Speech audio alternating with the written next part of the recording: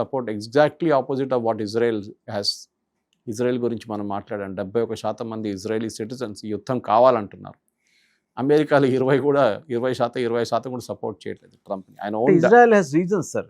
అమెరికాకి రీజన్ ఏంటి? అమెరికా యుద్ధం మొదలు పెట్టారు. ఈ యుద్ధం ఎట్లా ఆపాలని వాళ్ళకి తెలియట్లేదు. మనందరూ మోదీ గారి దగ్గర అడిగాం, 4వ రోజు ఎందుకు ఆపారు యుద్ధం, మీరు ఇంకా పొడిగించవచ్చా, ఇస్లామాబాద్ పట్టుకోవచ్చు, కరాచీ పట్టుకోవచ్చు, చెప్పడానికి అంతా ఈజీ ఉంటుంది. కానీ చూడండి ఇప్పుడు ఏమైందని. స్ట్రెయిట్ ఆఫ్ హార్ముజ్ క్లోజ్ చేసి పడేశాడు. ట్రంప్ అంటాడు నేను ఓపెన్ చేపించినట్టు. అరే అది ఓపెనే ఉండే ముందు, మీరేం ఓపెన్ చేస్తారు మరి? ఇప్పుడు అది కూడా క్లోజ్ అయిపోయింది.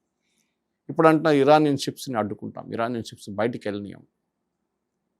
ఈ కాల్పుల విరమణతోని ఇండెఫినెట్ చేసిన దాని తర్వాత ఇప్పుడేమంటున్నారు, వాళ్ళకి ప్రపోజల్ తీసుకొచ్చి మాకు ఇస్తే మేము చూసుకుంటాం.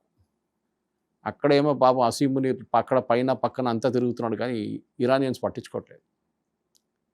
ఇప్పుడు ట్రంప్ ఏమంటున్నారు, ఇరాన్లోనే ఒక బ్రేక్ జరుగుతుంది. వాళ్ళ మిలిటరీ డివిజన్ ఐఆర్జీసీకి civilian administration, foreign minister, speaker, president ఒకవైపు, ఐఆర్జీసీ ఒకవైపు ఉందంటున్నారు. ఇది లేటెస్ట్ ఒక థియరీ నడుస్తుంది. ఏ దేశంలో అయినా ఇట్లాంటిది ఉంటుంది, డిఫరెన్సెస్ ఉంటుంది. స్పెషలీ మీ సుప్రీం లీడర్ చనిపోయిన తర్వాత నెక్స్ట్ వచ్చిన ఆయన ఉన్నాడో లేదో తెలియనప్పుడు డిసిషన్స్